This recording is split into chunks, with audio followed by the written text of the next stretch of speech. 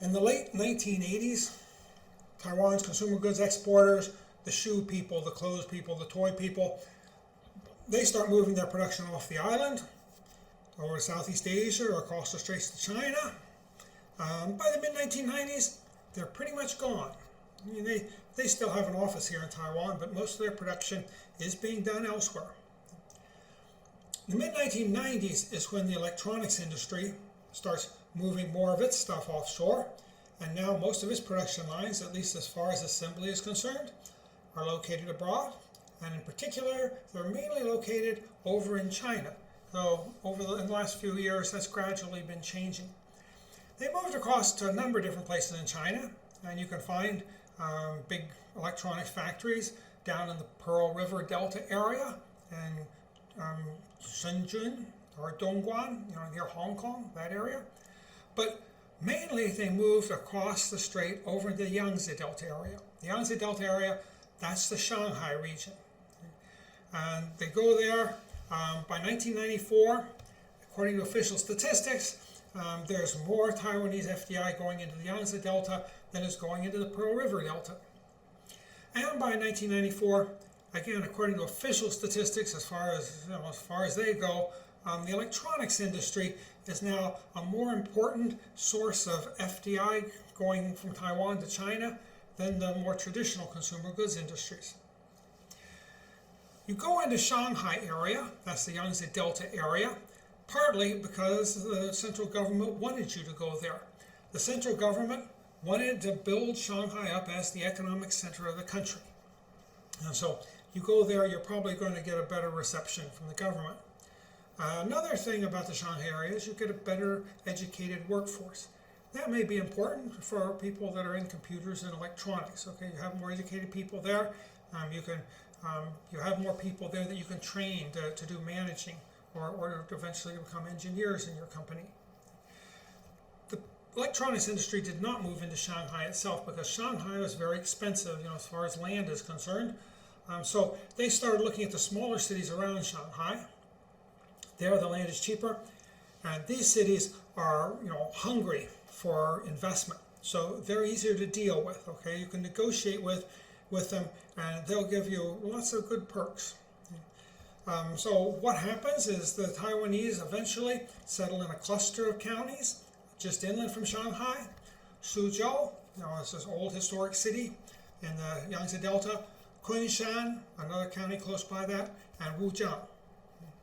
And by 2000 or the early 2000s, the whole notebook computer production line has been moved to the Suzhou area. If you buy a computer, a Taiwanese computer, an Asus or an Acer, you're going to find that it's actually made in China now. Kunshan, I think, has the biggest concentration of Taiwanese relative to population. There's more than 100,000 Taiwanese now living in Kunshan County. There's almost 5,000 Taiwanese businesses. Some of them are businesses that are, producing stuff for export. Others are more service industry businesses, serving Taiwanese businessmen, maybe restaurants, bars, hotels, this sort of thing. 2016, they did a kind of a survey to rank the counties of China according to how rich they were, and they find that Kunshan is among the 10 richest counties in China. Okay, so this has been this big investment from Taiwan into Kunshan, Suzhou, Wujiang area has really enriched this area greatly. It's become kind of the center of electronics technology in China, but it's largely a Taiwanese center. The biggest investor from Taiwan into China is Foxconn, also sometimes called Honghai. This is the largest Taiwanese corporation measured in terms of its worldwide workforce. It has, I've seen one claim that it has 1 million workers, though I've seen some figures that make it a little less than 1 million workers, but it's 2 or 3 times more workers than the next ranked Taiwanese corporation. There are other standards too, by which Foxconn is ranked number 1, and I think by most standards it's at least in the top 5. One of the things that's often said about Foxconn is that it produces almost half the world's electronics. Now, you don't see the Foxconn name on the electronics because they are an OEM producer. The companies go to Foxconn, they say produce this, and they produce it, and then the company stamps its own, brand name on it. But Apple products are mainly produced by Foxconn. At least they're assembled by Foxconn. A lot of cell phones, the Android cell phones, are assembled by Foxconn. Japanese gaming machines, they're a good chance they're assembled by Foxconn. So, maybe almost half of the world's electronics are, at least assembled by Foxconn. Foxconn is run by a guy named Terry. I'm going to call him Terry Go. In Chinese, it's Guo, but he spells it G-O-U, maybe to make it easier for foreigners. So maybe he just goes by the Go name, I guess, in English. He's unusual. And you see a lot of these outsiders in Taiwan's electronics industry, and I think it's one thing that's really enriched Taiwan's electronics industry. We've talked about Barry Lam. He was from Hong Kong. Morris Chang was an American Chinese, came from the United States. Well, Terry Go grows up in Taiwan, but he's the son of a mainlander who comes from inland China, mainland China, and who worked as a policeman. It's unusual for business people in Taiwan to have this sort of background. In the small and medium enterprise networks, they seem to be dominated by Taiwanese business people. Mainland business people are important in Taiwan, but if you check into their backgrounds, it seems like most of them come out of the Shanghai area. So, there are exceptions, but Terry Go is one of the exceptions. His background is, is a mainlander. Came out with the army. His father's a policeman. Maybe because of this, he's known for his authoritarian style. He runs his company by the book, and it's his book. He actually has a book of quotations, just like Chairman Mao. And if you want to get ahead in his company, it's best that you memorize those quotations and be ready to use them. So his style of running things is, very, hard-fisted. But whatever he does seems to work. If you look in the literature about Foxconn, you'll find a lot of articles written by sociologists, and they focus on Foxconn because some years back there was a spate of suicides among the young women who worked in Foxconn, and so there's a lot of talk about that. Actually, I looked into that, and given the size of his workforce and given the suicide rates among young Chinese women, I don't think that the suicide rate is particularly high at Foxconn, though you do sometimes get these clusters. But it's hard work. They drive you really hard. It's boring. If you've got other good job offers, you might want to consider them. What are Hong Hai's advantages? Hong Hai, how does it become so successful? And it is one of the most successful Taiwan companies now. One thing is that it's so big, you get kind of one-stop shopping. People like Apple, they've got to make lots of stuff, and spreading it out, having about 20 different companies assembling the same item, that gets kind of clumsy sometimes.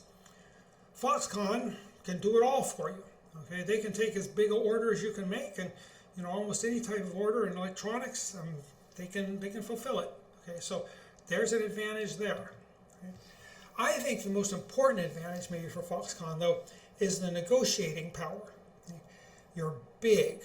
And in China, this is important because you got to negotiate with the local leadership. They're looking for investment, and they want to get taxes from you. They're hoping to also get a lot of people working, so that you'll have a multiplier effect and bring in more business to their area. That's important for their careers. Maybe there's other ways too. It's also going to be important to them. And Foxconn, when they come into your area, they're offering to bring hundreds of thousands of jobs just on their own, in their own factories. So, this makes people take notice. And when they want land, well, the Chinese government will clear the land for them. The villagers, they just say bye to them, They move them someplace else. If you need workers, there's been some situations where the local government just calls in, all the bureaucrats and local politicians and starts assigning, you're responsible for 5 workers, you're responsible for 10 workers.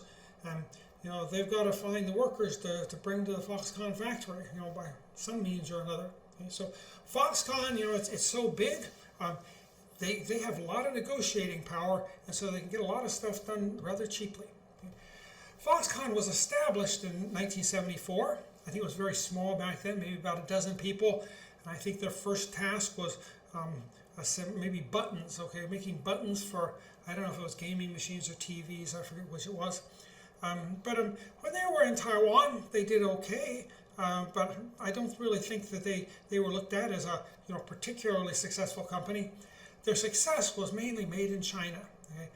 You start hearing about them after they set up their relatively big operation in Shenzhen, 1988, during the bubble. And then they grow bigger, and as they grow bigger, they do get more and more of this negotiating power. Okay, maybe as a mainlander, here's an easier time sometimes, talking to some of the Chinese there. Another thing that's important with large scale is that if you're really big, you can do more R&D. I think we have to wait and see how successful this is going to be for Terry Go. He's been working on this for a while, but one of the things he talks about is more robots. Okay? Up till now, he's been very successful in just using masses of mainly female labor on these production lines, and he does that very well. How well is he going to be able to set up a computerized production lines? He's starting to do that now, and I'm not sure though really how successful it is. Other things he started to do, he's interested in electric cars. And he's talking about trying to work together to produce electric cars with other people. So he's trying to go beyond what he's done so far, and we'll have to see if he succeeds or not with that. He has a number of really big operations, one in particular I know in Sichuan, but another big one, Zhengzhou and Henan. Okay? This is basically a Foxconn gated city. Okay, this is everything you can see here is Foxconn. Okay, is dorms, eating facilities, workplace. Okay, it's just a city, and it's run by Foxconn. This is where a lot of the world's iPhones have been manufactured. At its peak, in 2014, there were 300,000 workers living on site. Now I think it's gone down somewhat, but it is a city size. Okay? It's also a free trade zone. Okay? The Henan government set it up as a free trade zone, so it can send stuff in and out without tariffs. Okay? And it produces a third of Henan province's exports.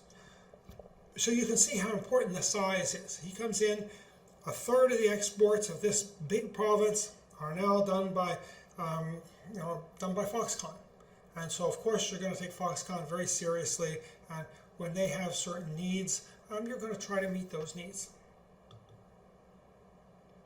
So this is kind of one of the big representative investors in China, though almost all of the investors, of the electronics firms in Taiwan that are of any size do have, fairly large investments now in China. Now, sometimes some Taiwanese, like people in other countries, they're getting a little nervous about having too much investment in China. It seems like the Chinese in some ways are kind of turning against these investors. So they're considering trying to open up and invest in more areas, to diversify. Maybe in the future, you're more likely to see a Taiwanese factory in your area. They'll be moving beyond the China, Southeast Asia area. Some examples of this: Taiwan Semiconductor Manufacturing Corporation, TSMC. This is one of the factories. It's a factory they set up in Japan. I think this is in Kumamoto on Kyushu. Another factory there is TSMC in Arizona. They're setting up an Arizona factory, though I think it's delayed somewhat because they haven't been able to find good enough workforce so far there. There's also a lot of investment now going into India. This is a Pegatron in India. They assemble computers there. But there's now a lot of investment there, including Honghai investing in India right now and makes some iPhones there.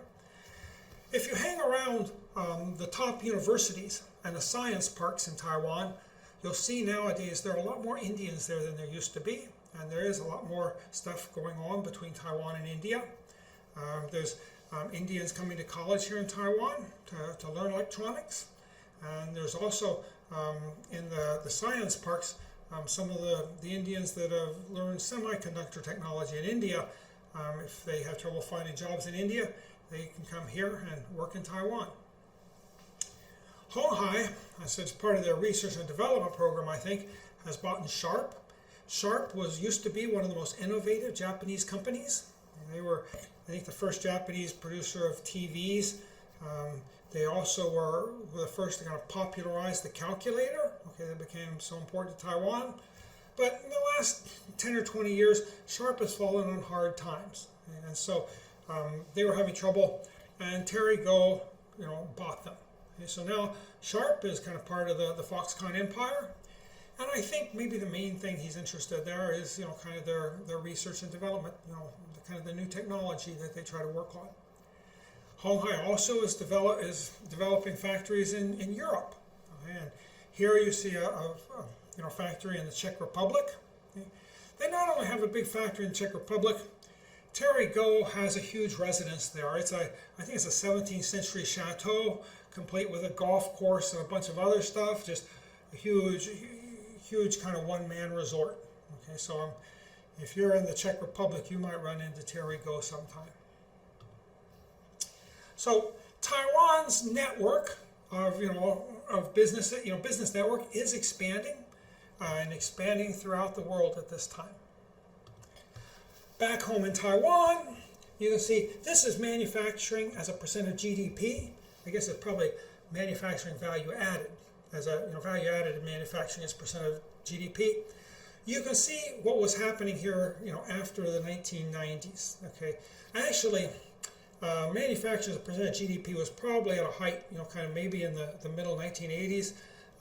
It would have been up there, maybe about 35-36% of GDP.